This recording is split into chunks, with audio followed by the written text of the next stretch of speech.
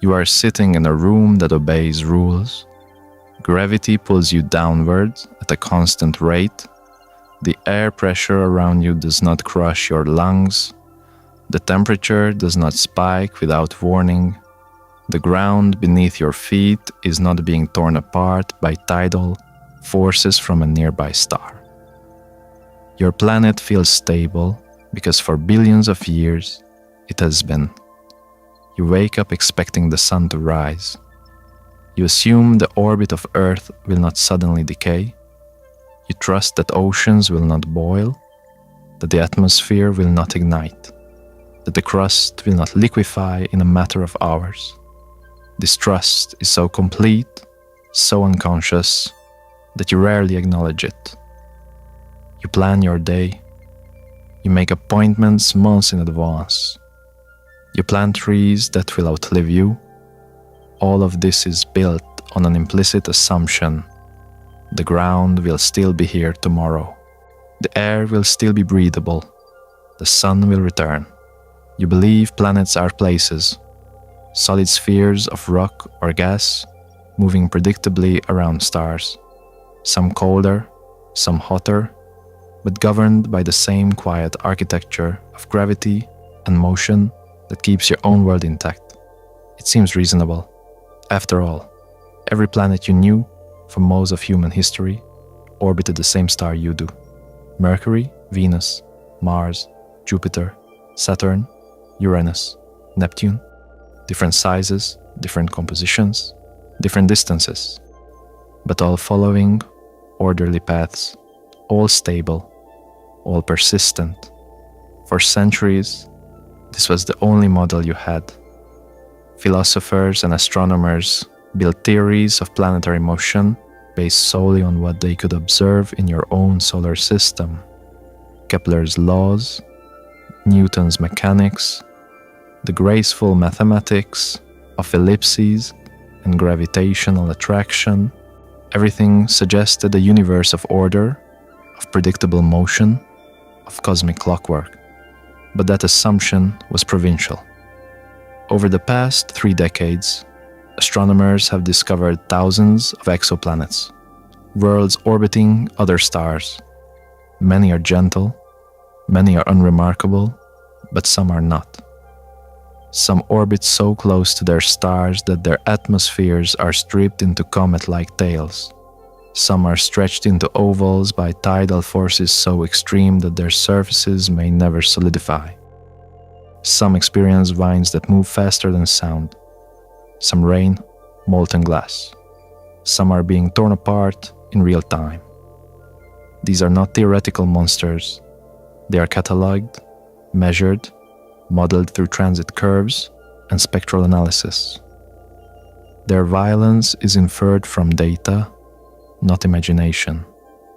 Each discovery is backed by photometric measurements, radial velocity observations, spectroscopic analysis.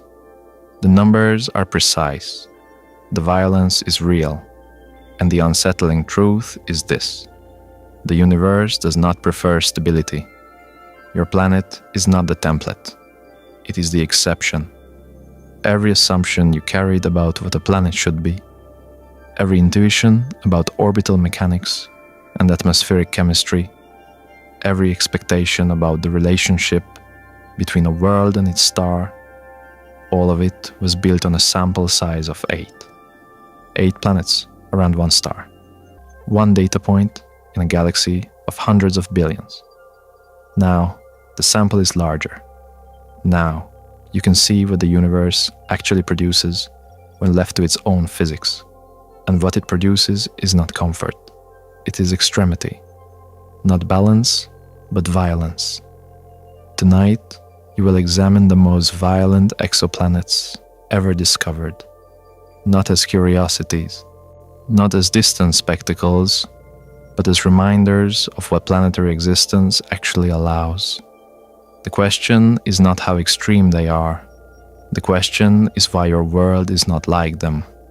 The first shock to the solar template. You once assumed that other planetary systems would resemble your own. Small rocky worlds near the star, gas giants farther out, orbits arranged with order and spacing. This was not mere speculation. It was a framework built on observation and theory. The Nice model of solar system formation explained how your planets settled into their current positions. The frost line, the distance from the sun, where volatile compounds like water could condense, created a natural division. Inside the frost line, rocky planets with thin atmospheres. Outside the frost line, gas and ice giants with massive envelopes. The architecture made sense. Small planets formed quickly from silicates and metals in the hot inner system. Farther out, where temperatures allowed ice to exist, planetary embryos could accumulate enough mass to capture hydrogen and helium from the surrounding nebula. The result was a predictable gradient. Terrestrial worlds close in, giants farther out. Astronomers expected to find this pattern repeated across the galaxy. When the first exoplanet search programs began in the 1990s, the technology was optimized to detect Jupiter-like planets in Jupiter-like orbits. The assumption was clear: find analogs to your own system. Then in 1995, Michel Mayor and Didier Queloz announced the discovery of 51 Pegasi b, a gas giant, orbiting closer to its star than Mercury does to the Sun.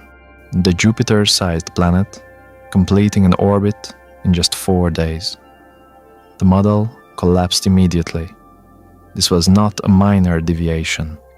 This was a fundamental contradiction. A gas giant cannot form that close to its star. There is not enough material. The temperature is too high for ice to condense, too high for runaway gas accretion to occur.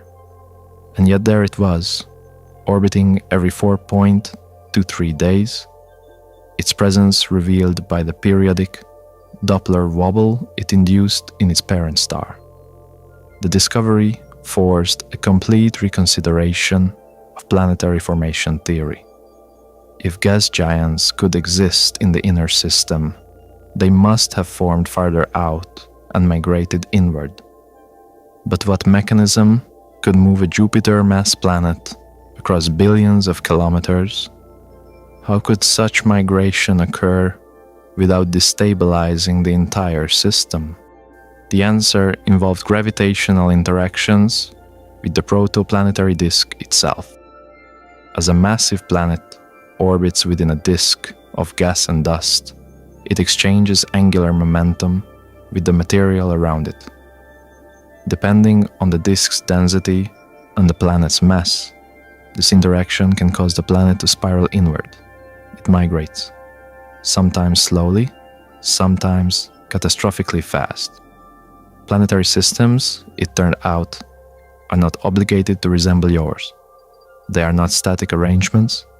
They are dynamic, chaotic, shaped by processes that can move worlds across vast distances, scatter smaller planets into oblivion, or leave gas giants stranded in regions where they should never have existed. 51 Pegasi b was not an anomaly. It was the first of a new category, hot Jupiters. Within years, dozens more were found. Gas giants in tight orbits, worlds baked by stellar radiation, planets completing years in days or even hours. Your solar system, with its orderly spacing and predictable orbits, was not the template. It was a peculiarity. The discovery method and its implications. Before you examine these violent worlds in detail, consider how they were found. The discovery methods themselves reveal something essential about the nature of exoplanetary violence. The radial velocity method measures the wobble of a star caused by an orbiting planet's gravitational pull. Massive planets in close orbits produce the largest signals. They yank their stars back and forth with measurable velocity shifts. This method favors the detection of exactly the kinds of planets you did not expect. Heavy worlds in tight, fast orbits. The transit method measures the dimming of starlight as a planet passes in front of its star. Again, large planets orbiting close to their stars are easiest to detect. They block more light. They transit more frequently. The observational bias is clear. You see the extreme cases first. But this is not just selection bias. As surveys became more sensitive, as instruments improved, the population of extreme exoplanets did not decrease. It grew. Hot Jupiters are not rare flukes. They represent a significant fraction of planetary systems. Estimates suggest that 1 to 2% of Sun-like stars host a hot Jupiter. That might sound small, but in a galaxy of hundreds of billions of stars, it translates to billions of these worlds. Violence is common. Your temperate, stable solar system is not. The physics of tidal locking. It feels intuitive that the planet rotates freely, turning day into night. Earth spins once every 24 hours. Mars rotates in roughly the same period. Even distant Jupiter, despite its massive size, completes a rotation in just 10 hours.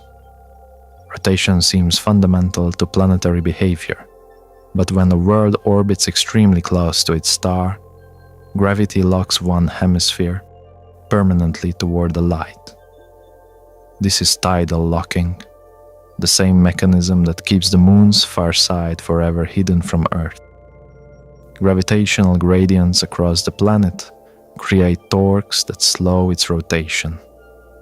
Over time, sometimes millions of years, sometimes much faster for close-in planets, the rotation rate synchronizes with the orbital period, one side in eternal day, the other in endless night. On such worlds, temperatures can differ by thousands of degrees between hemispheres. The day side, perpetually facing the star, absorbs continuous radiation. Surface temperatures can exceed 2000 Kelvin. Rocks glow, metals vaporize. Atmospheric chemistry is driven by extreme heat.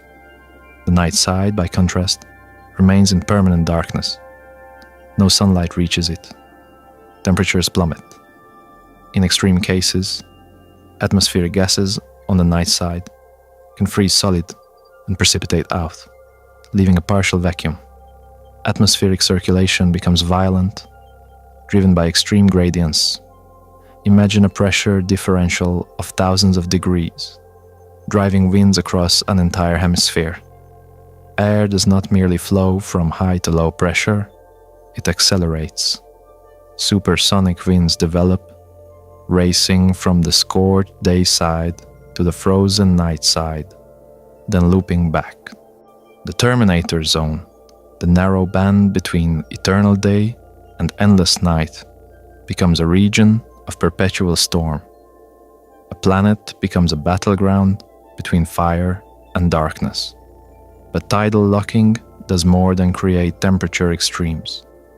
It fundamentally alters planetary geology and atmospheric retention. On Earth, rotation distributes heat relatively evenly, day and night cycle. Oceans circulate, the atmosphere mixes, but a tidally locked world has no such balance. The day side may lose its atmosphere entirely, stripped away by intense stellar radiation and thermal escape. The night side may accumulate a frozen reservoir of condensed gases. Winds transport volatiles from one hemisphere to the other in a perpetual, one-way flow. Some models suggest that certain tidally locked planets could maintain a narrow habitable zone at the terminator, where temperatures are moderate enough for liquid water. But even this fragile band would be subject to ferocious winds, dramatic temperature fluctuations, and the constant threat of atmospheric collapse. Tidal locking is not an exotic curiosity.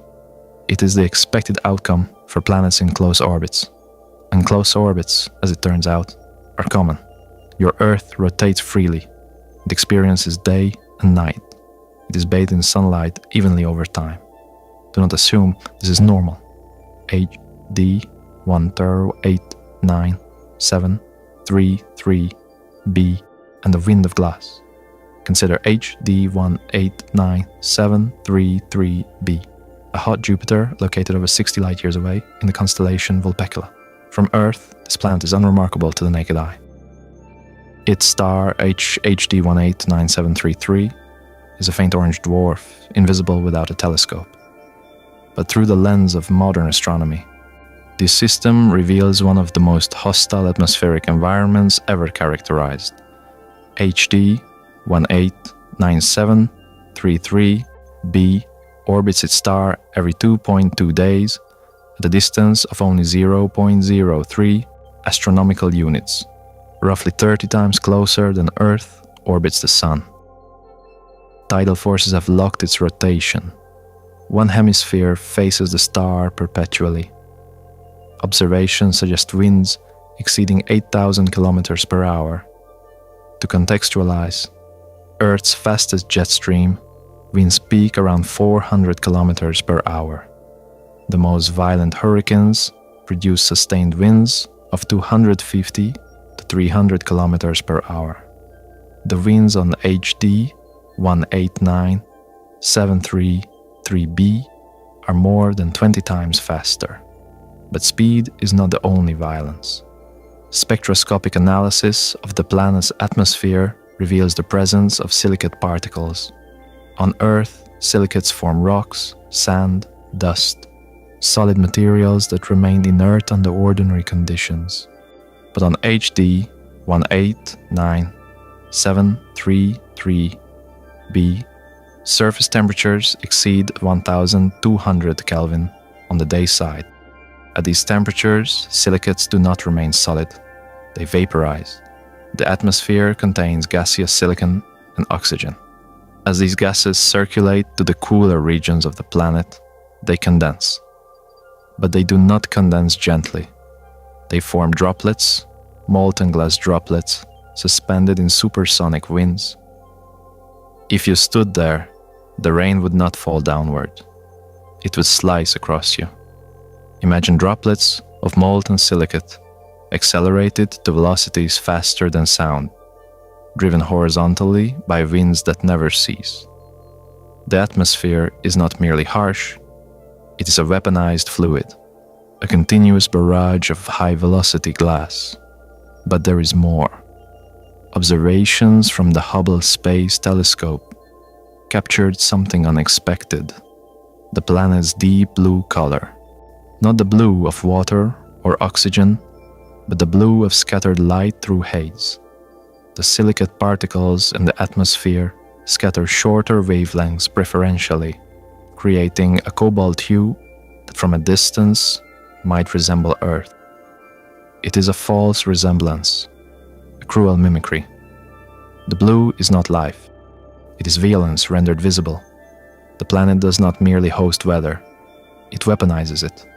And this raises a question. How does such a system remain stable?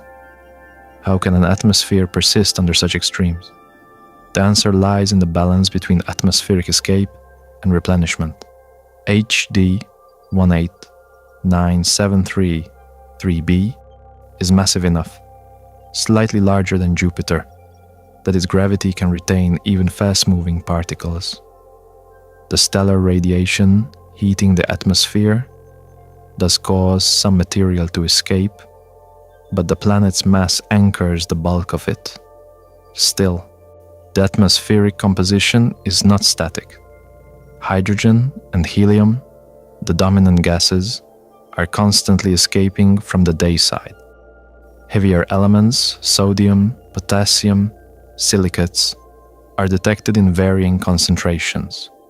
The atmosphere is not in equilibrium.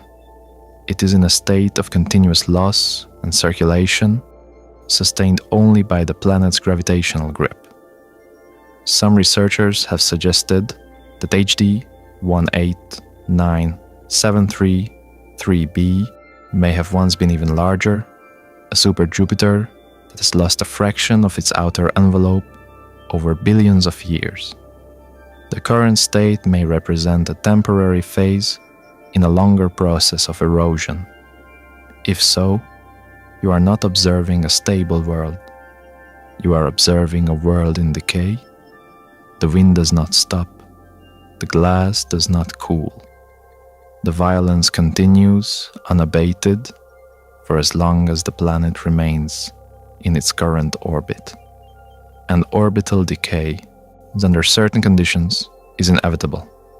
W is at SP12b and the process of being eaten. Gravity feels stable to you. It holds you to the ground. It keeps the moon in orbit. It binds the solar system into a coherent structure, but proximity changes its character. WASP-12. B orbits its star at a distance of only 0.0229 astronomical units, closer than Mercury orbits the Sun. At this range, the star's gravity is not a distant anchor. It is an overwhelming force, creating tidal distortion so extreme that the planet is being reshaped in real time. Tidal forces occur because gravity weakens with distance. The side of a planet facing its star experiences stronger gravitational pull than the far side. Normally, this difference is negligible. Earth experiences tidal forces from the moon, definite, but they only cause modest ocean tides and a slow rotational drag over billions of years. For WASP-12b, the tidal difference is catastrophic.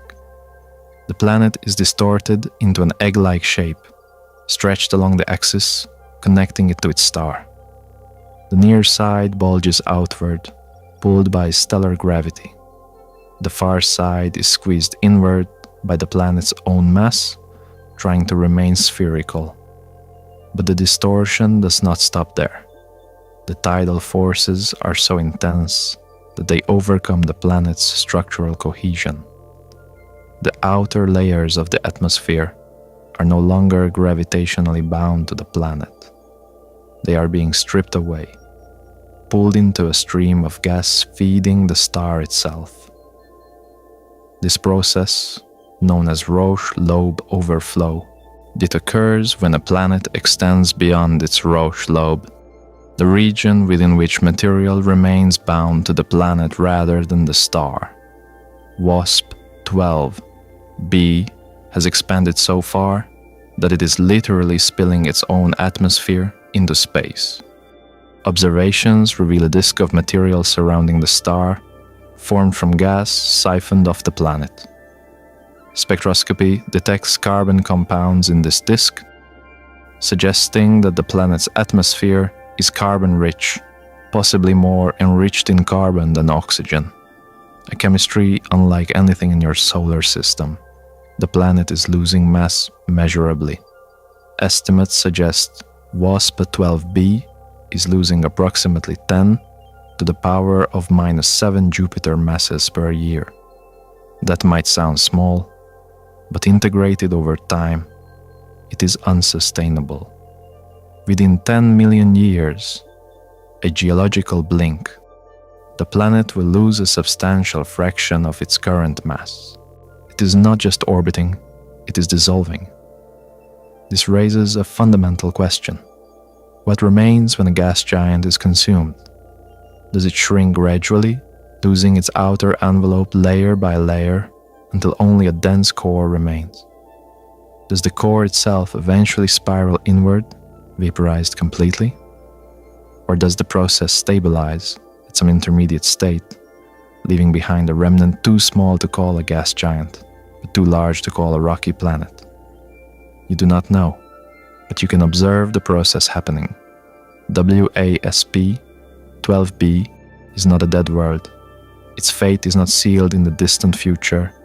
It is unfolding now, measurable in real time, through transit, depth variations, and spectroscopic changes. You are witnessing planetary death as an ongoing event. And WASP-12b is not alone. Other planets in similarly tight orbits show evidence of mass loss. Some have extended hydrogen envelopes, others possess comet-like tails of escaping gas. The phenomenon is not rare. Close-in planets are temporary. Your solar system, with gas giants safely beyond the frost line, represents a configuration that avoided this fate. But it is not clear why. Models of planetary migration suggest that Jupiter itself could have spiraled inward during the solar system's early history. Something, perhaps gravitational interactions with Saturn, perhaps the dispersal of the protoplanetary disk at a critical moment, halted the migration before Jupiter crossed into the inner system. Had it not stopped, Earth would not exist. The rocky planets would have been scattered or consumed, the inner solar system would be empty, or perhaps host a single bloated gas giant spiraling toward eventual destruction. You are here because migration stopped. WASP-12b is a reminder of what happens when it does not. Ultra-short period planets. Some exoplanets complete an orbit in less than a single Earth day. These ultra-short period USP planets circle their stars at distances so small that their orbital radii are measured in stellar radii, rather than astronomical units. They skim just above the surface of their stars, held in place by a balance between gravitational attraction and centrifugal acceleration. The year is shorter than your day. Orbital velocity reaches hundreds of kilometers per second. At such speeds, even a minor perturbation, a gravitational interaction with another planet, a shift in the star's mass distribution, a resonance with stellar oscillations could destabilize the orbit. One miscalculation in formation, one gravitational perturbation, and the planet spirals inward, erased. But these planets exist. Dozens have been discovered, and their existence poses deep theoretical challenges. How did they get there? Standard models of planetary migration struggle to explain USP planets. Disk migration, the process that brings hot Jupiters inward, should stall before reaching such extreme orbits. The inner edge of a protoplanetary disk typically extends only so close to the star. Beyond that, magnetic fields and stellar winds clear the region. Some researchers propose that USP planets arrive through gravitational scattering, violent interactions with other planets that fling them into highly eccentric orbits. Over time, tidal forces circularize these orbits, but the semi-major axis continues to shrink. The planet spirals inward until drag from the stellar wind or mass loss stabilizes the orbit at an ultra-short period. Others suggest photoevaporation plays a role. A larger planet migrates inward and begins losing its outer envelope to stellar radiation. The envelope is stripped away completely, leaving behind only the dense rocky or metallic core. This core, being much smaller, can sustain a tighter orbit without further mass loss. Both scenarios involve violence. Either the planet endured gravitational chaos, flung inward by a close encounter with another world, or it was once much larger and has been eroded down to a skeletal remnant. Observations support both pathways. Some USP planets have densities consistent with bare iron cores, suggesting they are the stripped remnants of larger bodies. Others have lower densities, indicating they retain some rocky mantle, but all of them are on the edge. The orbital distance of a USP planet places it perilously close to the Roche limit, the boundary where tidal forces overcome self-gravity. Cross this limit, and the planet does not merely erode, it disintegrates. Some models suggest that certain USP planets are already within their Roche limits, held together only by internal material strength. They are not gravitationally bound. They are structurally bound, relying on the tensile strength of rock and metal to resist tidal dismemberment. This is not stability, this is deferred destruction. Imagine a world held together by the same forces that prevent a boulder from splitting under its own weight. Scale this up to planetary dimensions, and you have a body in perpetual stress. Its crust and mantle compressed and stretched by tidal gradients that never relent. How long can such a state persist? You do not know, but eventually material strength fails. Eventually the planet will break. Lava worlds and magma, oceans. On certain rocky exoplanets, surface temperatures exceed 2000 degrees Celsius. Rock does not remain solid under such conditions. In your experience, rock is stable. Mountains endure for millions of years. Continents drift slowly over geological timescales. Volcanic eruptions are dramatic but localized. Magma remains confined to the mantle, emerging only through volcanic vents. But this experience is built on Earth's distance from the Sun. Earth's surface temperature averages 15 degrees Celsius. Even in the hottest deserts, daytime temperatures rarely exceed 50 degrees. The melting point of basalt, the most common volcanic rock, is around 1000 to 1200 degrees Celsius. Your planet is nowhere close to this threshold. But on close-in rocky exoplanets, stellar irradiation drives surface temperatures far beyond the melting point of common silicates. Entire hemispheres may be covered in global magma oceans. Consider Kepler 10b, one of the first confirmed rocky exoplanets. It orbits its star every 20 hours at a distance of 0.017 astronomical units. Models suggest a dayside temperature exceeding 2500 Kelvin, hot enough to melt iron, hot enough to vaporize rock. If you stood on the dayside of Kepler 10b, there would be no ground beneath your feet.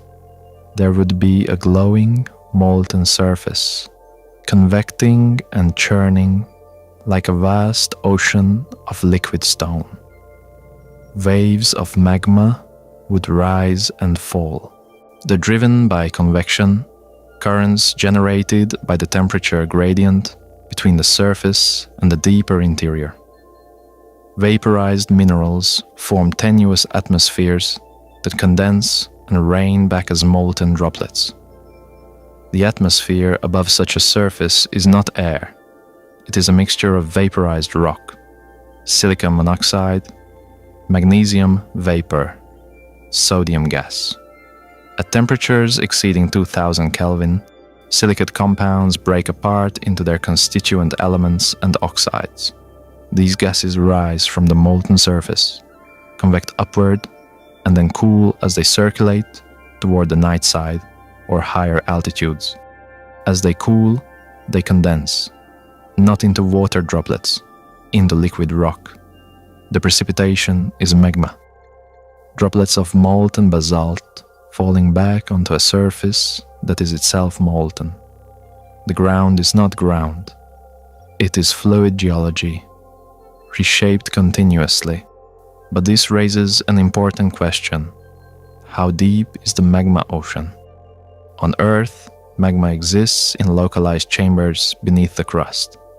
The entire planet is not molten. Only the outer core remains liquid, and it is composed of iron and nickel, not silicates. But on a lava world, the depth of the magma ocean depends on the balance between incoming stellar radiation and the planet's ability to radiate heat away. If stellar irradiation is intense enough, the magma ocean can extend hundreds of kilometers deep, encompassing the entire crust and upper mantle. The planet becomes a differentiated sphere of liquid rock over a solid iron core. In other cases, the magma ocean may be shallow, only a few kilometers deep, floating atop a solid mantle. This configuration is unstable. Convection in the magma ocean can drive partial melting and recrystallization, creating dynamic geological processes unlike anything on Earth. Some models suggest that lava worlds undergo periodic resurfacing events, where the entire magma ocean solidifies temporarily, then remelts as orbital dynamics or tidal heating increase energy input. This is geology without tectonics, without oceans, without life. It is pure thermodynamics, driven by the relentless input of stellar energy. Kepler 70b and stellar proximity.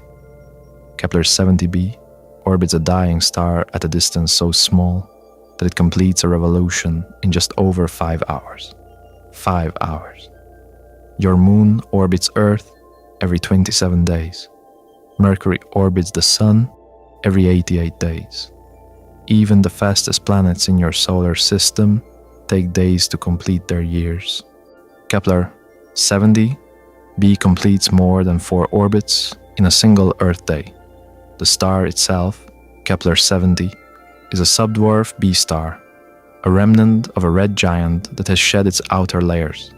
It is hotter than the Sun, radiating intense ultraviolet light, and Kepler 70b orbits at a distance of only 0.006 astronomical units. To understand how extreme this is, consider the Sun's radius is approximately 0.0047 astronomical units. Kepler 70b orbits barely one stellar radius away from its star's surface. It is not orbiting in space. It is skimming through the outer corona. The planet may be the stripped core of a former gas giant, surviving in conditions that should have annihilated it. When Kepler 70 was still a main sequence star, it likely hosted a normal planetary system, but stars do not remain static. Over billions of years they evolve. As Kepler 70 exhausted its hydrogen fuel, it expanded into a red giant, swelling to many times its original size. Any planets in close orbits would have been engulfed. Kepler 70b may have been farther out during the star's main sequence phase. But as the star expanded, the planet found itself inside the stellar envelope. Drag from the star's outer atmosphere would have caused the planet to spiral inward. If the planet was a gas giant, its outer envelope would have been stripped away by the heat and drag. Layer by layer, the hydrogen and helium atmosphere would have been ablated, fed into the star's convecting outer layers. What remained was the core, dense, rocky, or metallic, resistant to evaporation. As the star eventually shed its outer envelope and contracted into a subdwarf phase, the core remained, now orbiting impossibly close, heated to thousands of degrees, but gravitationally intact. Kepler 70b exists in defiance of stellar evolution, a remnant clinging to a star that has already transformed. But it will not last. Even now, the planet is being eroded. Stellar wind from Kepler 70, though weaker than during the red giant phase, continues to strip material from the planet's surface. The planet may be losing mass at a rate too slow to measure over human timescales, but integrated over millions of years, the erosion is significant. Eventually, the core itself will evaporate. Eventually, there will be nothing left. Kepler 70b is not a stable endpoint. It is a transient phase in a process of total destruction. Radiation is a planetary sculptor. You rarely consider radiation as something structural. Radiation, in your experience, is invisible. It warms your skin. It powers photosynthesis. It causes sunburn if you stay outside too long. But it does not reshape continents. It does not carve mountains. It does not fundamentally alter the composition of the atmosphere. But near active stars, intense ultraviolet and X-ray radiation can erode atmospheres over time. Radiation is not merely energy, it is momentum. When high-energy photons strike atmospheric particles, they can impart enough energy to ionize molecules, breaking chemical bonds and freeing electrons. In extreme cases, they can accelerate particles to escape velocity. This process, called photoevaporation, is a primary mechanism for atmospheric loss on close-in exoplanets. Hydrogen and helium escape into space. Entire gaseous envelopes are peeled away, leaving behind dense rocky cores. The effect is cumulative. A planet may start with a thick, hydrogen-rich atmosphere, similar to Neptune. But if it orbits close enough to its star, ultraviolet radiation continuously strips away the lightest elements. Over millions of years, the planet loses its envelope. What remains is not the planet that formed. It is a reduced version. Stripped down to its bones, planets can be sculpted by stellar fury, stripped down to their bones. Observations support this process. Astronomers have detected populations of planets with sizes intermediate between Earth and Neptune, so-called super-Earths and sub-Neptunes. But there is a peculiar gap in the distribution. Very few planets exist with radii between 1.5 and 2 Earth radii.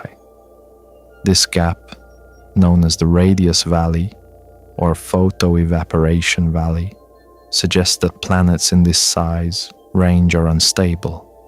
They either retain their atmospheres and remain larger, or they lose their atmospheres entirely and shrink down to rocky cores. The dividing line appears to correlate with the intensity of stellar irradiation. Planets receiving high levels of ultraviolet light tend to fall below the gap. They are the stripped cores. Planets receiving less intense radiation retain their envelopes and remain above the gap. Radiation, then, is not just an environmental hazard. It is a sculptor, shaping planetary populations through a process of selective erosion. And it is not a slow process. For planets orbiting close to active stars, atmospheric loss can occur on timescales of tens to hundreds of millions of years. This is fast compared to the multi-billion-year lifetimes of stars. A planet that formed with a thick atmosphere can be reduced to a bare rock within a fraction of its star's lifetime.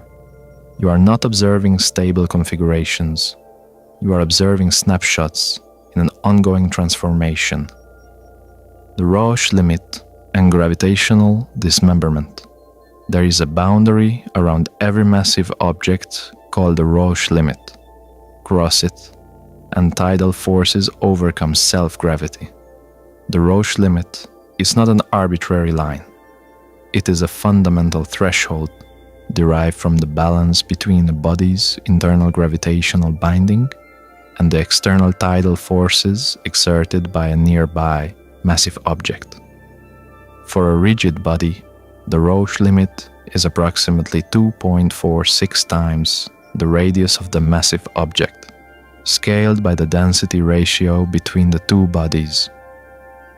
For a fluid body, the limit is closer, approximately 2.88 radii.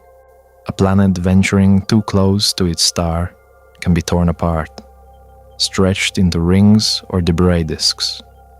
This is not theoretical. Observations of disintegrating exoplanets show dusty tails trailing behind them, worlds unraveling grain by grain. Consider the case of exoplanet candidates that exhibit variable transit depths. Some planets show transits that are deep on one observation and shallow on another. The variability suggests the presence of an extended dust cloud, material being actively stripped from the planet and dispersed into space. In some cases, the dust clouds are asymmetric, concentrated in the direction of the planet's orbit, forming a tail similar to a comet. But comets are icy bodies from the outer solar system, releasing volatiles as they approach the sun. These disintegrating planets are rocky or metallic, releasing solid particles through tidal disruption. The mechanics are brutal. As a planet approaches the Roche limit, the tidal gradient across its diameter increases. The near side experiences stronger gravity than the far side. If the planet is not rigid enough to resist this differential, it begins to stretch. Small particles on the surface are pulled away first. Dust, pebbles, eventually larger fragments. The planet does not explode. It does not shatter catastrophically. It erodes grain by grain, molecule by molecule. The debris forms a disk around the star, spread along the planet's orbital path.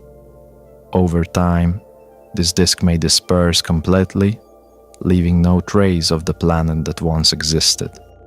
Or it may coalesce into smaller bodies, asteroids, moonlets, rings.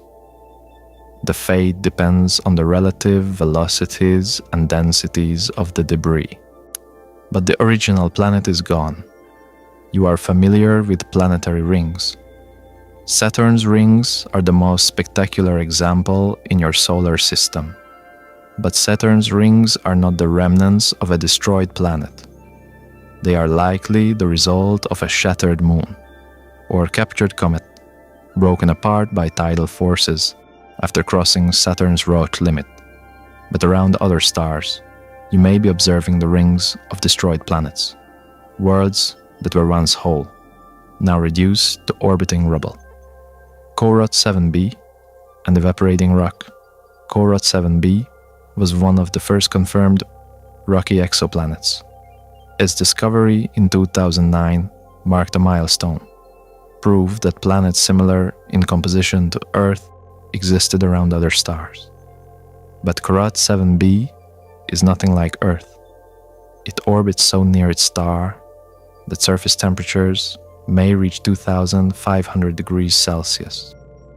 At these temperatures, rock does not melt, it vaporizes.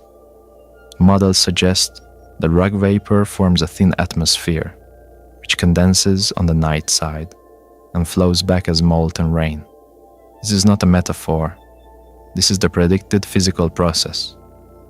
On the day side, basaltic rock at the surface heats to the point of sublimation. Solid rock transitions directly to gas, releasing silicon monoxide, magnesium vapor, and other compounds into the atmosphere. These vapors rise, driven by convection. They circulate toward the night side, where temperatures are lower. As they cool, they condense, but they do not condense into water droplets or ice crystals. They condense into liquid rock.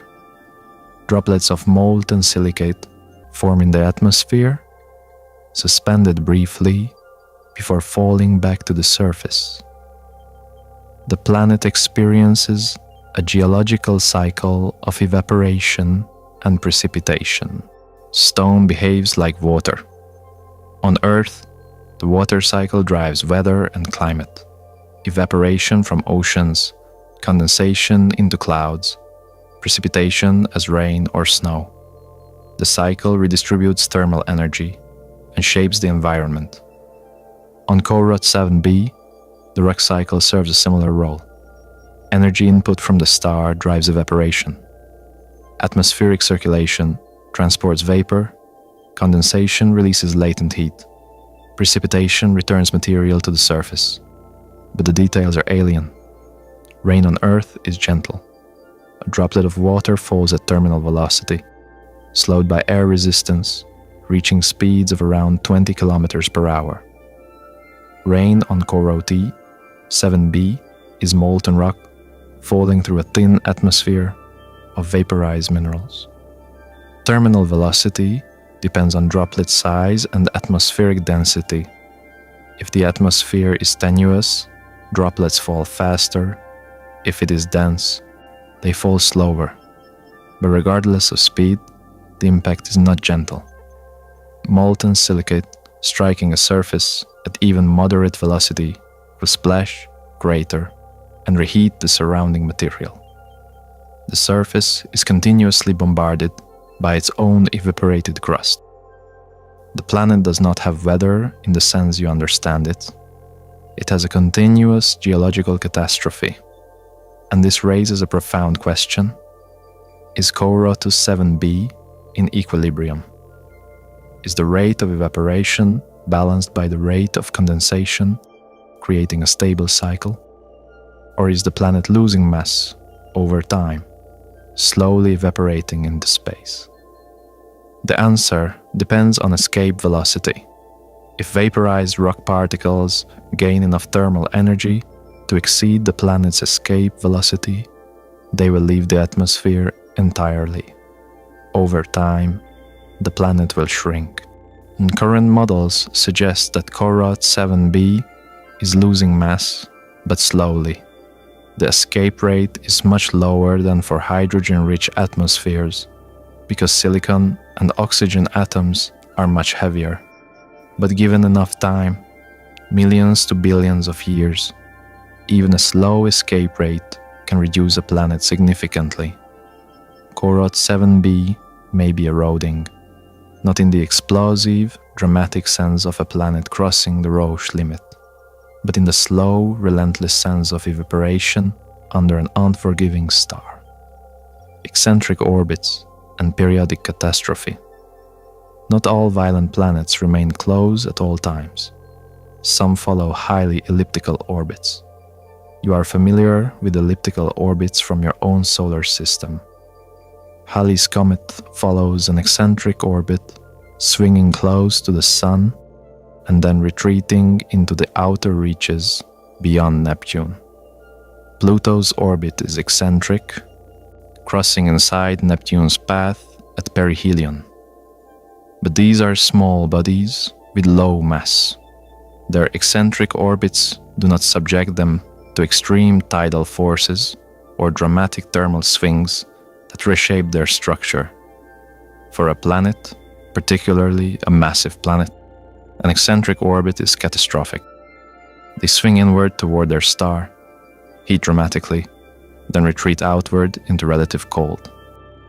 Each orbit becomes a cycle of expansion and contraction, atmospheric upheaval, and structural stress. Consider HD 80,606 bb, a planet with one of the most eccentric orbits ever observed. Its orbital eccentricity is 0.93, nearly a perfect ellipse. At perihelion, it approaches to within 0.03 astronomical units of its star. At aphelion, it recedes to 0.88 astronomical units. The temperature difference between these 2 points is extreme.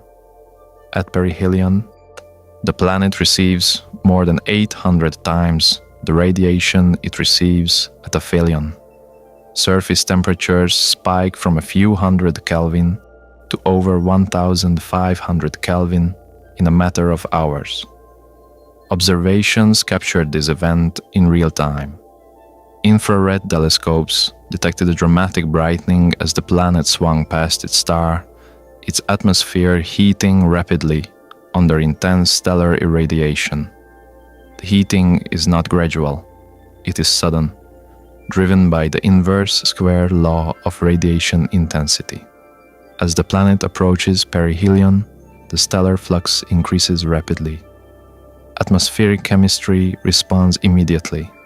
Temperature-dependent reactions accelerate, molecular bonds break, clouds evaporate, entire weather systems reorganize in response to the thermal shock.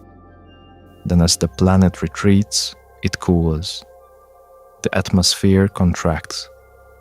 Clouds reform. The chemistry reverses. But the cycle is not symmetric. Cooling is slower than heating. Radiative heat loss depends on the fourth power of temperature, Stefan Boltzmann law. But the thermal inertia of the atmosphere means that the planet retains heat as it moves outward. The result is a thermal lag. The planet is hotter on the outbound leg of its orbit than on the inbound leg at the same distance. This asymmetry drives complex atmospheric dynamics. Winds shift direction as the thermal gradient reverses. Pressure systems collapse and reform. The atmosphere is in a state of perpetual disequilibrium. Stability is not continuous, it is episodic. But eccentric orbits do not persist indefinitely. Tidal forces act to circularize orbits over time. The every perihelion passage subjects the planet to tidal flexing, gravitational gradients that stretch and compress the planet's interior.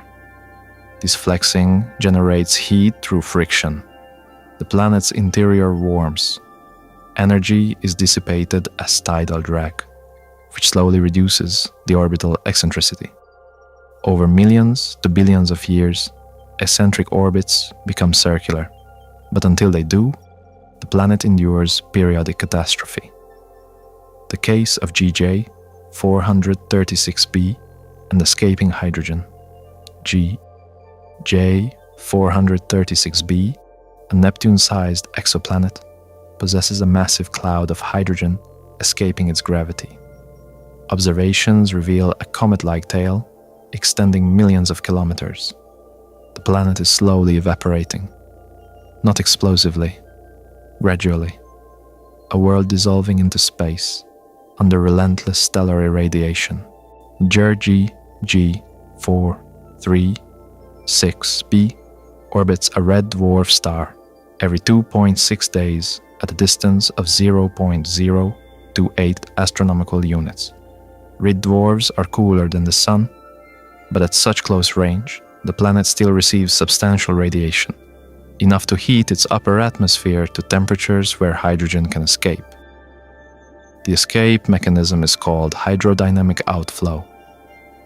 When the upper atmosphere is heated to sufficient temperatures, hydrogen atoms gain enough kinetic energy to exceed escape velocity. But they do not escape individually. The outflow is collective, driven by pressure gradients. Imagine a gas heated at the base of the atmosphere. It expands, creating a pressure differential that drives an upward flow. As the gas rises, it cools and expands further. If the heating is intense enough, the upward flow accelerates, eventually reaching supersonic speeds. This is not a gentle leakage. It is a continuous, high-velocity wind blowing off the top of the atmosphere. For GJ 436b, the outflow rate is estimated at roughly 10 to the power of 8 to 10 to the power of 9 kilograms per second. This might sound enormous, but the planet is massive, about 23 Earth masses. At this rate, it would take billions of years to lose even a small fraction of its total mass. But the process is observable in real time. Transit observations reveal that the hydrogen cloud around GJ 436b extends far beyond the planet's physical radius. The cloud is not spherical, it is stretched into a tail shaped by radiation pressure and the stellar wind. As hydrogen atoms escape the planet, they are ionized by stellar ultraviolet light, gaining an electric charge. The stellar wind a stream of charged particles from the star, then pushes these ions outward, forming a tail that points away from the star, just like a comet. The tail of GJ 436b extends more than 10 million kilometers. To put this in perspective, the distance from Earth to the Moon is about 384,000 kilometers. The hydrogen tail of GJ 436b is more than 25 times this distance. You are not observing a planet with a stable atmosphere. You are observing a planet that is bleeding into space. But here is the unsettling part. GJ 436b is not alone. Many close-in planets show signs of atmospheric escape. Some have hydrogen tails. Others show extended exospheres of heavier elements like oxygen, carbon, and even metals. Atmospheric escape is not an anomaly. It is a standard process for planets orbiting close to their stars. Your Earth has a thin exosphere where atmospheric particles occasionally reach escape velocity, but the escape rate is negligible, on the order of a few kilograms per second, primarily hydrogen from the upper atmosphere. GJ436b is losing atmosphere 100 million times faster. The difference is not subtle. WASP-76b and iron rain. WASP-76b is so hot on its day side that iron likely vaporizes into the atmosphere. Iron. On Earth, iron is a solid metal. It forms the core of your planet. It makes up mountains, ore deposits, the structural beams of buildings. Iron melts at 1,538 degrees Celsius, far above any temperature you encounter on Earth's surface. But WASP-76b is not Earth. The day side reaches temperatures exceeding 2,400 Kelvin, roughly 2,127 degrees Celsius. At these temperatures, iron does not merely melt, it vaporizes. Spectroscopic observations reveal the presence of neutral iron atoms in the planet's atmosphere. Not iron oxide, not iron compounds, elemental iron in gaseous form. Strong winds transport this vapor to the cooler night side, where it condenses and falls as molten iron droplets. Metal cycles through atmosphere and surface like water on Earth. Imagine winds driven by a temperature differential of thousands of degrees. On the day side, iron evaporates from the surface and mixes into the atmosphere. Convection carries it upward. Horizontal winds, moving at thousands of kilometers per hour, transport it toward the night side. As the vapor crosses the terminator into the dark hemisphere, it cools. The temperature drops below iron's condensation point. The vapor forms droplets, and then it rains. Molten iron falling from the sky. The chemistry of violence replaces the chemistry of life. But iron is not the only element cycling through WASP-76b's atmosphere. Spectroscopic analysis has also detected calcium, sodium, magnesium, and other metals. Each element has a different condensation temperature, so different metals condense at different altitudes and locations. The result is a stratified atmosphere where different layers are dominated by different condensates. At the highest altitudes, where temperatures are coolest, you might find clouds of calcium or sodium compounds. Lower down, magnesium silicates could condense. Near the surface on the night side, iron dominates. Each layer rains out different materials, creating a cascade of metallic precipitation. On Earth, the water cycle is fundamental to climate and habitability. Water evaporates from the oceans, forms clouds, precipitates as rain, and flows back to the oceans. On WASP-76b, the iron cycle performs a similar function, redistributing heat and mass, but with outcomes that are utterly inhospitable to anything resembling life as you understand it. And yet, the process is stable in the sense that it is self-sustaining. As long as stellar radiation continues to heat the day side, iron will evaporate. As long as the night side remains cool, iron will condense. The cycle persists, but is it truly stable? Or is it, like so many other extreme exoplanets, a transitional state? Models suggest that WASP-76b may be losing massa through atmospheric escape on the day side. Hydrogen and helium, heated to extreme temperatures, may be escaping at a rate that gradually reduces the planet's envelope. If so, the iron rain is not eternal. It is a phase in a longer process of erosion, lasting millions of years, but ultimately temporary. Planets around pulsars.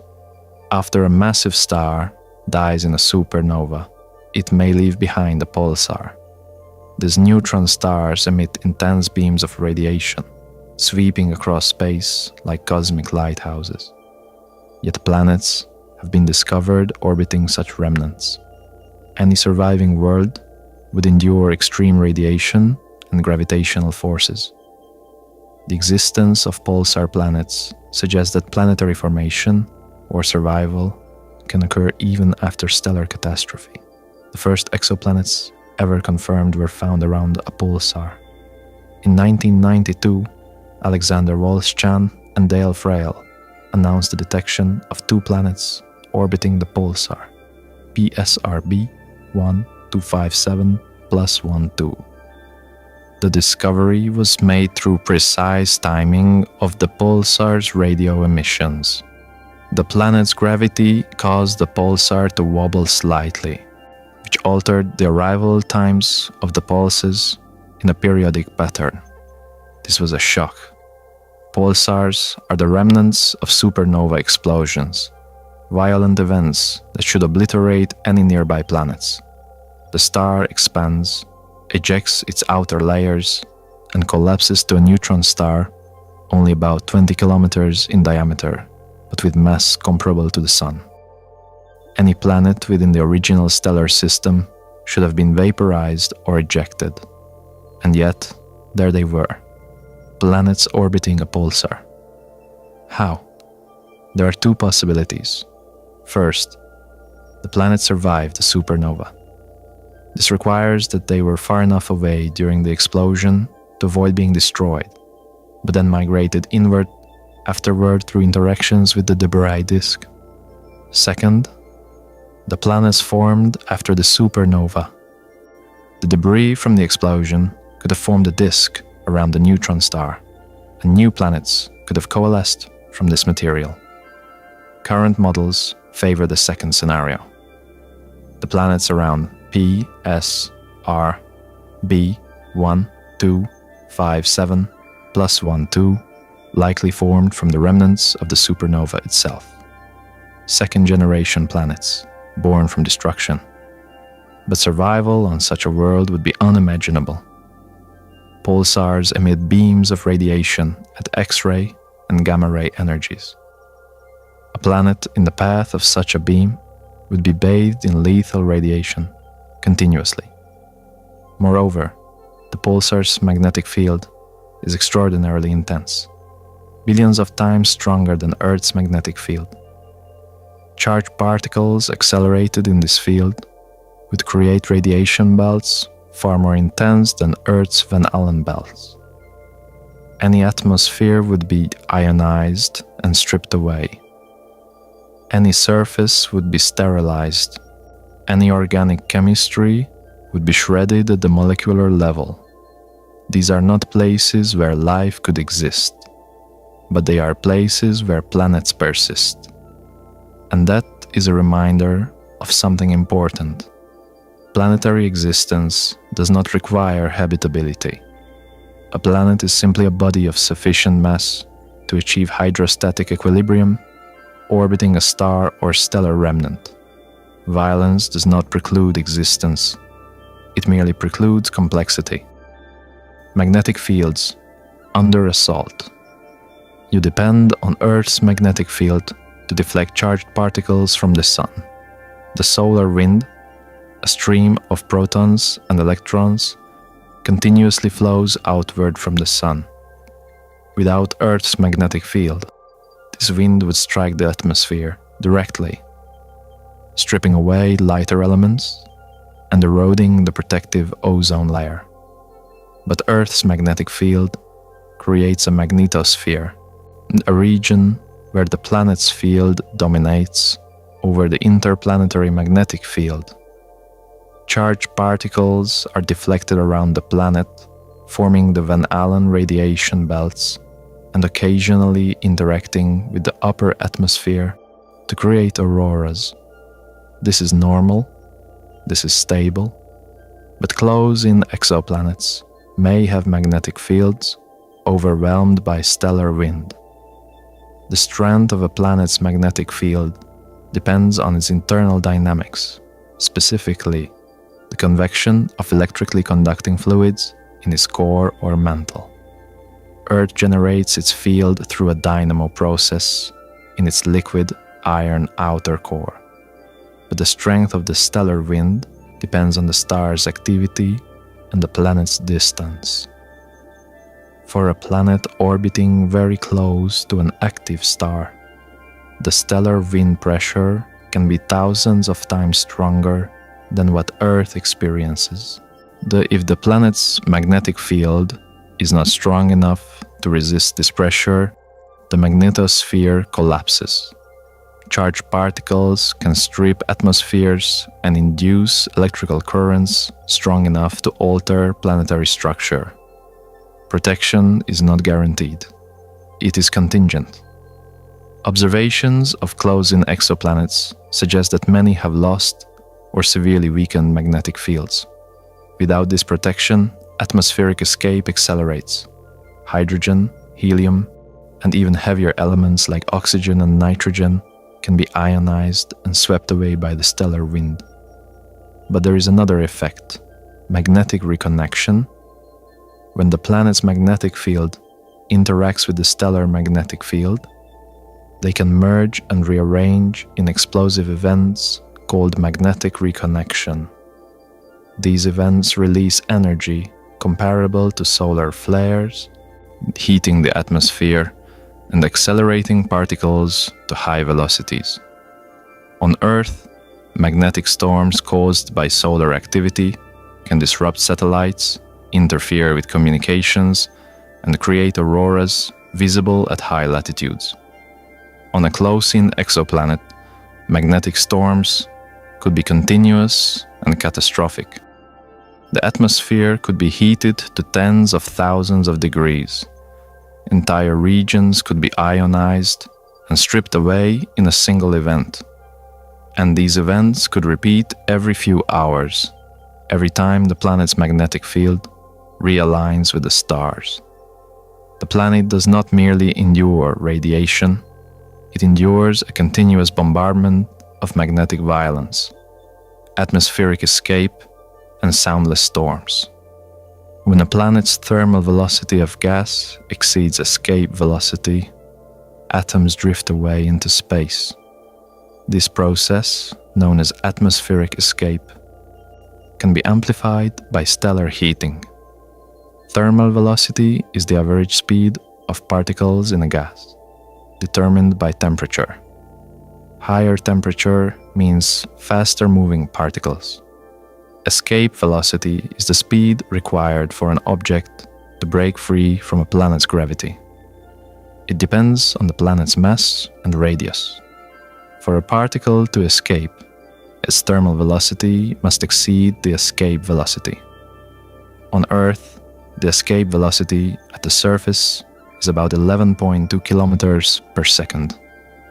The thermal velocity of oxygen molecules at room temperature is only about 0.5 kilometers per second, far too slow to escape. But hydrogen is much lighter.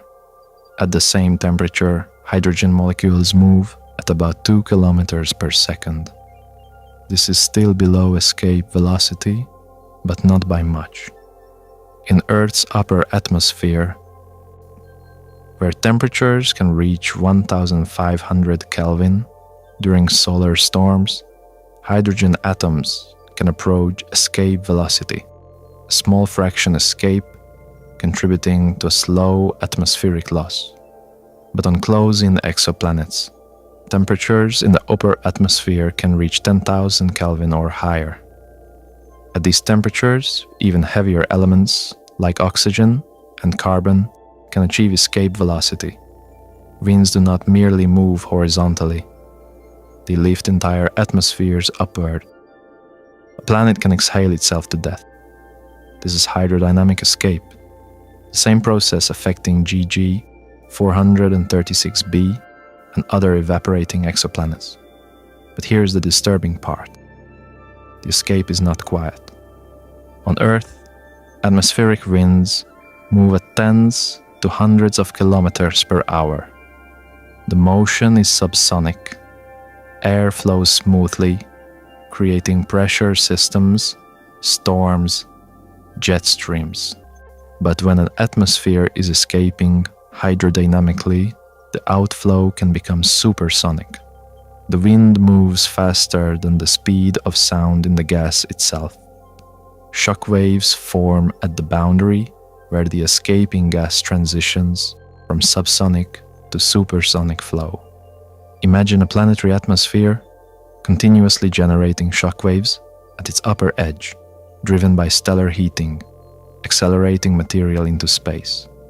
The storm is not a temporary event, it is a permanent state, and it is soundless, not because there is no sound, but because the sound waves themselves are part of the escaping flow, carried away into space and never returned. You are observing atmospheres that are not in equilibrium. You are observing atmospheres in the process of being destroyed. Planetary migration and orbital chaos. You assume planets form where they remain. This assumption is intuitive. A planet forms from a protoplanetary disk at a certain distance from its star. The temperature, density, and composition of the disk at that location determine what kind of planet forms. Rocky planets form close to the star, where it is hot. Gas giants form farther out, beyond the frost line, where it is cold enough for ice to exist. Once formed, the planet stays in place, orbiting stably for billions of years. This is how your solar system appears. Mercury, Venus, Earth, Mars formed in the inner system and remain there. Jupiter, Saturn, Uranus, Neptune formed in the outer system and remain there. But models of protoplanetary disks show that massive planets can migrate inward through gravitational interactions. A gas giant can move from the cold outer system to the scorching inner region, destabilizing other orbits in the process. The mechanism is called Type II migration. When a massive planet forms within a gas disk, its gravity creates a gap in the disk by clearing out material in its orbital path, but the disk still exerts torques on the planet. Material on the inner edge of the gap pulls the planet inward. Material on the outer edge pulls it outward. In most cases, the inner torque is slightly stronger. The planet migrates inward. The rate of migration depends on the disk's density and viscosity. In some cases, migration is slow, taking millions of years to move a planet a small distance. In other cases, migration is rapid. A Jupiter-mass planet can spiral inward from 5 astronomical units to 0.05 astronomical units in less than 1 million years. This is catastrophic for any smaller planets in the way. As the gas giant migrates inward, its gravity perturbs the orbits of rocky planets. Some are ejected entirely, flung out of the system into interstellar space. Others are scattered into highly eccentric orbits. A few may collide with the gas giant or the star. Violence is not only environmental, it is dynamical, and there is evidence that this happened in your own solar system. The NICE model proposes that Jupiter and Saturn migrated early in the solar system's history. Their migration triggered an instability that scattered Uranus and Neptune outward and destabilized the populations of asteroids and comets. This event, occurring roughly 600 million years after the solar system's formation, caused a late heavy bombardment, a period of intense impacts on the inner planets, including Earth and the Moon. If true that your solar system underwent a phase of violent orbital rearrangement, but is stabilized, Jupiter's migration halted before it reached the inner system. Had it not, Earth would not exist. In other systems, migration does not halt. Hot Jupiters are the result of migration that proceeded to completion. The gas giant spiraled all the way inward, settling into a tight orbit close to its star. But why does migration stop? In some cases, the protoplanetary disk dissipates before migration is complete. Stellar winds and photoevaporation clear the gas, removing the mechanism driving migration. In other cases, gravitational interactions between multiple planets create resonances that stabilize orbits. But in many systems, migration does not stop until the planet reaches the inner edge of the disk, or until it spirals into the star itself. Some models suggest that a significant fraction of planetary systems lose their gas giants to stellar consumption. You do not see these systems, you only see the survivors. Super flares from active stars. Some stars produce super flares thousands of times more energetic than typical solar flares. The Sun is relatively calm. Its flares release energy on the order of 10 to the power of 25 to 10 to the power of 27 joules, enough to disrupt satellites and create auroras, but not enough to strip Earth's atmosphere or sterilize its surface. But young stars and certain types of evolved stars are far more active. Super flares can release 10 to the power of 33 to 10 to the power of 36 joules, millions of times more energetic than the largest solar flares. Planets orbiting such stars endure repeated bombardment of high-energy particles and radiation. A super flare is not a single burst of light. It is a complex event involving magnetic reconnection, particle acceleration, and plasma ejection. First, the star's magnetic field becomes twisted and stressed. Energy builds up in the field, stored as magnetic tension. Eventually, the field reconfigures explosively, releasing the stored energy in a matter of minutes to hours. X-rays and extreme ultraviolet radiation flood outward. Charged particles, protons, electrons, heavier ions, are accelerated to relativistic speeds. A coronal mass ejection may follow, hurling billions of tons of plasma into space. For a planet orbiting close to such a star, the impact is devastating. The X-ray and UV radiation ionizes the upper atmosphere, stripping electrons from molecules and creating a plasma layer. This plasma is subject to intense heating, driving hydrodynamic escape. The charged particles strike the atmosphere directly if the planet lacks a strong magnetic field. They collide with atmospheric molecules, triggering chemical reactions that break apart compounds essential for atmospheric stability. Ozone is destroyed, methane is dissociated, water vapor is split into hydrogen, and oxygen, with hydrogen escaping and oxygen potentially being lost as well. Atmospheres can be ionized, chemistry altered, surfaces sterilized. Habitability becomes a temporary state at best. But here's the critical point. Superflares are not rare anomalies. Observations of sun-like stars reveal that roughly 10% undergo superflare events.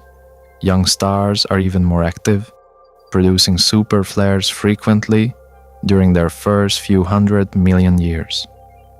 If Earth had formed around such a star, it would have been subjected to repeated atmospheric stripping events throughout its early history. Life might never have emerged. Or if it did emerge, it might have been eradicated repeatedly, preventing the development of complex ecosystems. Your sun is quiet. Do not assume this is typical. Tidal, heating beyond tolerance. You know tidal, heating from Jupiter's moon. Io, where gravitational flexing generates intense volcanism. Io is the most volcanically active body in the solar system. Its surface is constantly resurfaced by lava flows. Plumes of sulfur dioxide erupt hundreds of kilometers into space. The entire moon glows faintly in infrared from the heat of its interior. This energy comes from tidal heating. Io's orbit is slightly eccentric, meaning its distance from Jupiter varies. As it moves closer, Jupiter's gravity pulls more strongly on the near side than the far side, creating a tidal bulge. As it moves farther away, the bulge relaxes. This continuous flexing generates friction in Io's interior, converting gravitational potential energy into heat. The heating is so intense that Io's mantle is partially molten and volcanic activity continuously renews the surface. But Io is a moon, not a planet. Its tidal heating is driven by Jupiter's massive gravity and the orbital resonances with Europa and Ganymede. Now scale this effect up for exoplanets in tight, eccentric orbits. And internal heating can melt mantles and drive continuous global volcanism. Consider a super-Earth in an eccentric orbit around a sun-like star, passing through perihelion at a distance of 0.02 astronomical units. The tidal forces at perihelion would exceed those on Io by orders of magnitude. The planet would be flexed and compressed with every orbit. The internal friction would generate enough heat to melt the entire mantle. The planet glows from within, reshaped by internal stress. Surface features would not persist. Any mountains, craters, or tectonic structures would be obliterated by continuous volcanic resurfacing. The atmosphere would be thick with sulfur dioxide, carbon dioxide, and other volcanic outgassing products. The surface temperature would be dominated not by stellar radiation, but by internal heat. This is not a planet in equilibrium. This is a planet in a state of continuous internal catastrophe. But tidal heating has a self-limiting mechanism. As energy is dissipated through friction, the orbit circularizes. Eccentricity decreases over time. Eventually, the orbit becomes circular and tidal heating ceases. The planet cools. Volcanism slows. The surface solidifies. But this process can take millions to billions of years. During that time, the planet is uninhabitable, geologically unstable, and structurally stressed beyond anything you can easily imagine. Disintegrating planets in real time. Astronomers have observed transit signals that diminish over time, indicating planets losing material. Dust clouds obscure starlight in irregular patterns. These are not stable worlds. They are transitional phases, captured mid-destruction. You are witnessing planetary death as an observable process. One of the most dramatic examples is KI C 125575548b, discovered by the Kepler Space Telescope. This planet produces transits that vary wildly in depth. Some transits block 0.2% of the star's light, others block nearly 1.5%. The variation is not periodic, it is chaotic. The explanation: KIC 125575548b is disintegrating. The planet is so close to its star, orbiting every 15.7 hours, that its surface is being vaporized. Rock and metal evaporate into a cloud surrounding the planet. This cloud is not uniform. It is dynamic, shaped by stellar radiation pressure, the planet's orbit, and the rate of evaporation. When the cloud is dense, it blocks more starlight, creating a deeper transit. When it is dispersed, the transit is shallow. Observations over time show that the transit depth changes from orbit to orbit. Sometimes the planet is surrounded by a thick, opaque dust cloud. Other times the cloud is thin or asymmetric. The planet is not just losing atmosphere, it is losing its body. A material evaporated from the surface escapes into space, forming a trail behind the planet. This trail, a dusty tail like a comet, can extend for millions of kilometers. Spectroscopic analysis of the cloud reveals silicon, iron, and other heavy elements. These are not volatile gases. They are the vaporized remnants of rock and metal. The planet is being eroded, grain by grain. Estimates suggest that KIC 125575548b is losing mass at a rate of roughly 1 Earth mass every billion years. This might sound slow, but the planet is already small, only slightly larger than Mercury. At this rate, it will be completely destroyed within a few billion years. You are not observing a stable configuration. You are observing a planet in its final phase. And KIC 125575548b is not alone. Several other disintegrating planets have been identified, each showing similar signs: variable transits, dusty tails, evidence of mass loss. These are snapshots of planetary death, not theoretical predictions, not distant possibilities, observable realities. Hypervelocity impacts in young systems. Young planetary systems are chaotic. Collisions between protoplanets can release energies exceeding those that formed Earth's moon. In the early solar system, planetary embryos, bodies ranging from a few hundred kilometers to a few thousand kilometers in diameter, orbited in overlapping zones. Their mutual gravitational interactions caused orbits to cross. Collisions were inevitable.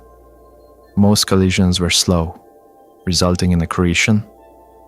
The two bodies merged, forming a larger protoplanet. But some collisions were fast. When two protoplanets collide at high velocity, the impact energy is immense, and temperatures spike to tens of thousands of degrees. Rock and metal vaporize. Shock waves propagate through both bodies. The result is not always merger. Sometimes the bodies shatter. Fragments are ejected at high velocity. Debris spreads across the orbital zone. The most famous example in your solar system is the moon-forming impact. Approximately 4.5 billion years ago, a Mars-sized protoplanet called Theia collided with the early Earth. The impact was catastrophic. Theia's core merged with Earth's core. The mantles of both bodies were vaporized and ejected into orbit. This debris coalesced to form the moon. The impact reshaped Earth entirely. The surface was molten for millions of years. Any early atmosphere was blown away. The planet had to cool and solidify before conditions stabilized. Debris disks around stars reveal ongoing impacts. The observations of young stars, those only a few million to few 100 million years old, often show excess infrared emission. This emission comes from warm dust in the system. Where does this dust come from? Collisions. When protoplanets collide, they produce vast quantities of debris. This debris grinds itself down through further collisions, creating dust that absorbs stellar radiation and re-emits it as infrared light. The presence of this dust indicates that the system is still undergoing planet formation or planet destruction. Worlds are assembled and shattered repeatedly. In some systems, the collision rate is so high that stable planets may never form. The protoplanets are locked in a continuous cycle of growth and fragmentation. In other systems, a few large planets survive, having accreted most of the available material and scattered or ejected the rest. Stability is achieved only after eras of sustained violence. Your solar system went through this phase, but it ended roughly 4 billion years ago, after the late heavy bombardment. Since then, the collision rate has been low. The planets have stable orbits. Impacts are rare. But in young systems, the violence is ongoing, and you can observe it. The limits of material, strength rock, iron, silicates. You treat them as durable. On Earth, these materials define stability. Mountains endure for tens of millions of years. Iron structures can last for centuries. Silicate minerals form the continental crust, persisting for billions of years. But this durability is contingent on the environment. Under sufficient heat, radiation, and gravitational stress, all materials fail. Consider the tensile strength of basalt, one of the strongest common rocks. It can withstand stresses of roughly 10 to 30 megapascals before fracturing. Now, consider the tidal stress on a planet near the Roche limit. The differential gravitational force across the planet's diameter creates a stress proportional to the planet's radius and the inverse cube of the distance to the star. For a rocky planet orbiting at 1.5 times the Roche limit, the tidal stress can reach hundreds of megapascals. Basalt fractures. Iron, with a tensile strength of 200 to 400 megapascals, fares better but not indefinitely. Planets are not indestructible spheres. They are temporary configurations of matter balanced against stellar force. Increase the stress, and the structure collapses. But material failure does not always mean immediate disintegration. A planet under tidal stress may develop global fracture networks. The crust becomes a mosaic of fragments, held together loosely by gravity but no longer structurally intact. Volcanic activity may increase as fractures provide pathways for magma to reach the surface. The planet does not explode, it degrades. Over time, the fractures widen. Material is lost through impact, evaporation, or tidal stripping. The planet shrinks. Eventually, it crosses the Roche limit, and then it disintegrates. This process can take millions of years, or it can happen catastrophically in a matter of orbits, depending on the planet's composition and the intensity of the tidal forces. But the endpoint is the same. The planet is destroyed. Habitability is a narrow corridor. When you compare these extreme worlds to Earth, you see how narrow the corridor for stability truly is. Slightly closer to the sun, oceans would boil. Slightly farther, they would freeze. A slightly more active star, and the atmosphere would erode. Violence is the default. Balance is rare. Consider the habitable zone, the range of distances from a star where liquid water can exist on a planet's surface. For the Sun, this zone extends from roughly 0.95 to 1.37 astronomical units. Earth orbits at 1.0 astronomical units, squarely within this range. Venus, at 0.72 astronomical units, is too close. Surface temperatures exceed 460 degrees Celsius due to a runaway greenhouse effect. Mars, at 1.52 astronomical units, is too far. Surface temperatures average minus 60 degrees Celsius, and liquid water cannot persist. The margins are small. A shift of 0.2 astronomical units in either direction, and Earth would be uninhabitable. But distance is not the only factor.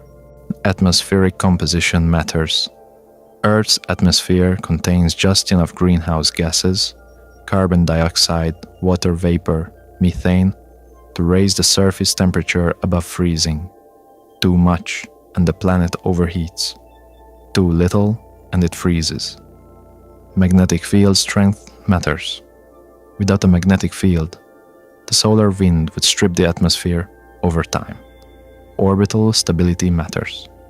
If Earth's orbit were highly eccentric, temperature swings would be extreme, preventing stable climates. Stellar activity matters. A more active sun would produce stronger flares, eroding the ozone layer and exposing the surface to harmful UV radiation. Each of these factors represents a knife edge. Shift any one of them slightly, and habitability collapses. When you examine exoplanets, you see how easily these conditions can fail. Hot Jupiters demonstrate that planets do not stay where they form. Eccentric orbits show that stable, circular paths are not guaranteed. Atmospheric escape reveals that atmospheres are not permanent. Tidally locked worlds illustrate that day-night cycles are not universal. Superflares prove that stellar stability is not a given. Habitability requires a convergence of favorable conditions, sustained over billions of years, and such convergence is rare. The statistical reality of extremes. As detection methods improve, extreme exoplanets are not anomalies. They are common outcomes of planetary formation and evolution. Early exoplanet surveys were biased toward detecting hot Jupiters because these planets produce the strongest signals. This led to an initial perception that hot Jupiters were ubiquitous. But as surveys improved, the full diversity of exoplanetary systems became apparent. Hot Jupiters are common, but not dominant. Roughly 1 to 2% of Sun-like stars host a hot Jupiter. Super-Earths and sub-Neptunes are more common, appearing around 30 to 50% of stars. Small, rocky planets are even more common, though harder to detect. The data suggests that hot Jupiters, eccentric giants, and evaporating worlds are statistically significant populations. These are not rare flukes. They are predictable outcomes of the planet formation process. Some fraction of planetary systems will produce gas giants that migrate inward. Some fraction will develop eccentric orbits through gravitational scattering.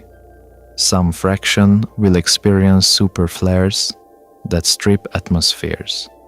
The cosmos does not optimize for comfort. It optimizes for nothing. Planets form according to the physics of gravity, thermodynamics, and orbital mechanics. The outcomes are determined by initial conditions and chance events. Sometimes the result is a temperate world with stable orbits and a protective atmosphere. More often, the result is violence, and you are beginning to understand the scope of this violence. Thousands of exoplanets have been discovered. Thousands more await detection. The sample is large enough now to draw statistical conclusions. And the conclusion is unsettling. Your solar system is unusual, not impossible, not unique, but unusual. The orderly arrangement of planets, the absence of hot Jupiters, the stability of orbits, the calmness of the sun. All of these represent outcomes that are less common than the alternatives. You are not living on a typical planet. Just you are living on an outlier. The question beneath the data. When you examine these violent exoplanets, you are not just cataloging distant catastrophes. You are confronting a deeper question about planetary existence. Why did your world avoid these fates? Was it probability, timing, shielding, or coincidence? There is no single answer. Earth exists because Jupiter's migration halted before it reached the inner solar system. Had Jupiter continued inward, Earth would have been scattered or consumed. Earth retains its atmosphere because it has a strong magnetic field, generated by a liquid iron core. Had the core solidified earlier, the magnetic field would have weakened and atmospheric escape would have accelerated. Earth remains habitable because the sun is relatively calm. Had the sun been more active, producing frequent superflares, Earth's ozone layer would have been repeatedly destroyed. Earth has a stable climate because its orbit is nearly circular. Had gravitational interactions with other planets created eccentricity, temperature swings would have been too severe for liquid water to persist. Each of these factors could have been different, and if any of them had been different, you would not be here to ask the question. This is not a claim of design or purpose, it is a recognition of contingency. The universe produces countless planetary systems. Most are hostile. A few, by chance, are stable enough to support the conditions necessary for life. You happen to live on one of the few. If violence is widespread and stability rare, then your presence here is suspended within a fragile window of cosmic restraint. This is the unsettling truth behind the data. The exoplanets you observe, the evaporating worlds, the tidally locked infernos, the disintegrating remnants, are not aberrations. They are the norm. Your Earth is the aberration. You began this journey sitting in a room that obeys rules. Gravity pulls you downward. The air does not crush you. The temperature remains stable. You assume this was normal. Now you know better. The universe does not prefer stability. It permits it, occasionally, under specific conditions, for limited durations. Your planet is not template. It is an exception. An exception forged by chance, sustained by contingency, and bounded by time. The violent exoplanets you have examined tonight, HD 18973 3b with its glass winds, W, AS, B, 12b dissolving into its star, co-rote 7b raining molten rock, K, I, C 125 5754 8b disintegrating in real time. These are not distant spectacles. They are reminders that planetary existence is not synonymous with stability, reminders that the conditions you take for granted are not guaranteed, reminders that the universe is not built for your comfort. It is built on physics, and physics permits violence as readily as it permits balance. You wake each morning expecting the sun to rise. You trust that the ground will remain solid. You assume that the atmosphere will persist.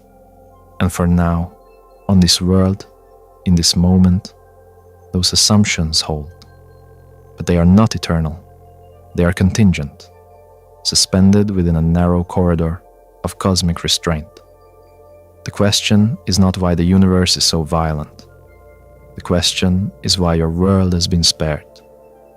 And the answer, if there is one, is this: you were lucky, nothing more, nothing less.